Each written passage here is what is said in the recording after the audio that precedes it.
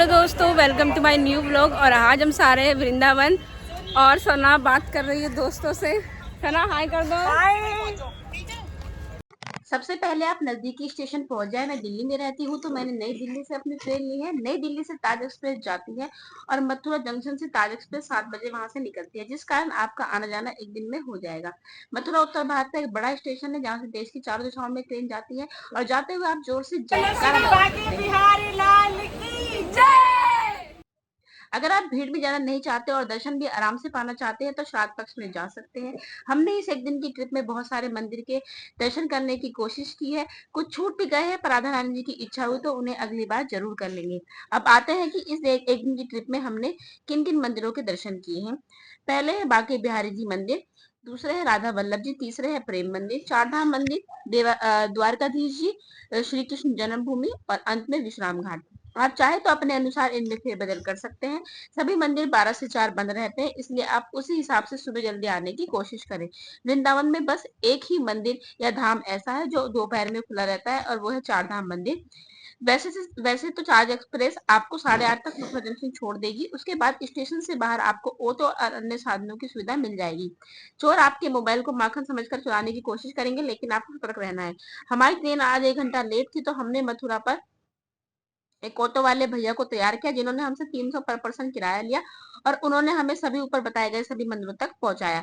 सबसे पहले हमने बांके बिहारी जी के दर्शन किए, उसके बाद हमने राधा वल्लभ जी के दर्शन किए। माना जाता है कि बांका बिहारी जी के दर्शन तब तक अधूरे हैं जब तक राधा वल्लभ जी के दर्शन नहीं कर सकते। यह मंदिर अकबर के शासनकाल में निर्मित पहला मंदिर है। जैसे कि आप यहाँ पढ़ सकते हैं, इस समय तक 11 बज चुके थे, तो हमने यहाँ से लस्सी पी। इसके बाद हम प्रेम मंदिर के लिए निकले। ऑटो वाले भैया ने हमें 11:30 तक प्रेम मंदिर में छोड़ दिया। यहाँ वृंदावन के सबसे सुंदर मंदिरों में से एक है। इसकी सुंदरता में चार चांद शाम को लग जाते हैं, जब इसमें लाइट जलती है। मंदिर के अंदर श्री कृष्ण भगवान की लीलाओं के दृश्य है और वो बेहद मनमोहक है। जितना ये मंदिर बाहर से सुंदर है, उतना ही ये मंदिर अंदर से भी सुंदर है। मंदिर के अंदर आपको श्री कृष्ण और राधा रानी के युगल रूप के दर्शन मिलेंगे। खाना खाकर हम चारधाम मंदिर के लिए निकल चुके थे, और प्रेम मंदिर से निकलकर उनके भक्त उनके प्यार में पागल ना हो, ऐसा कैसे हो सकता है। अब तपती गर्मी और धूप में हम पहुंच चुके हैं चारधाम मंदिर। अंदर जाते ही आपको गणेश जी और बाबा महादेव के दर्शन होंगे। उसके बाद हम मथुरा के विश्राम घाट पहुंचे। यहाँ की गलियां आपको मंत्र मुग्ध कर देगी। यमुना जी का स्तर अब नॉर्मल है। आप वहां बोटिंग कर सकते हैं। बोटिंग वाला आपसे 100 रुपए प्रति पर्सन मांगेगा, लेकिन आप अपनी बार्गेनिंग स्किल का प्रयोग कर सकते हैं। बोट से आप द्वारकाधीश जा सकते हैं। उससे पहले आपको मामा कंस का किला दिखेगा। कमेंट में माँ यमुना कीजिए और चैनल को सब्सक्राइब कर देना।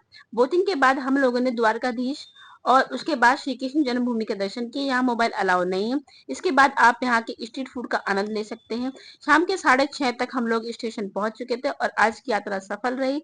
और मेरी गोपियों का जोश अब भी हाई था, जैसा कि आप देख सकते हैं। राधे राधे। हाँ तो जोश।